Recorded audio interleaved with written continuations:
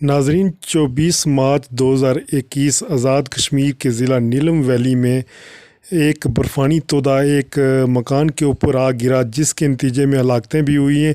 इसकी तफसील ज़िला नीलम वैली से ज़हूर पीरज़ादा साहब हमें बता रहे हैं। आइए वो सुनते हैं।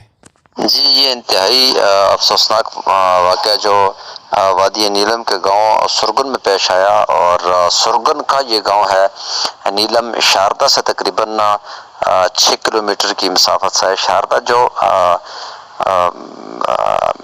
बेस कैंप है नीलम वैली का, उससे तकरीबन 6 किलोमीटर के फासले पे ये अफसोसनाक वाक़या आज शाम के टाइम हुआ, और इसमें टोटल 6 लोग जामे शहादत नोश कर गए, और अभी तक किसी की भी डेड बॉडी नहीं मिली, जिनमें नसरीन हैं, जोजा गुलजमान, अदनान वल्द गुलजमान, एहतशाम वल्द गुलजमान, हलीमा दुख्तर गुलजमान, तहमीना दुख्तर गुलजमान और शाहजैन वल्द गुलजमान।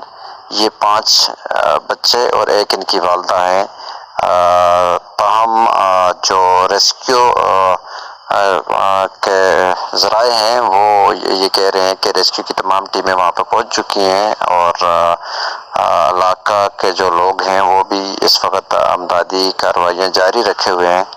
तो ताहम अभी तक कोई डेड बॉडी या कोई भी लाश या कोई जिंदा बंदा अभी तक नहीं मिल पाया।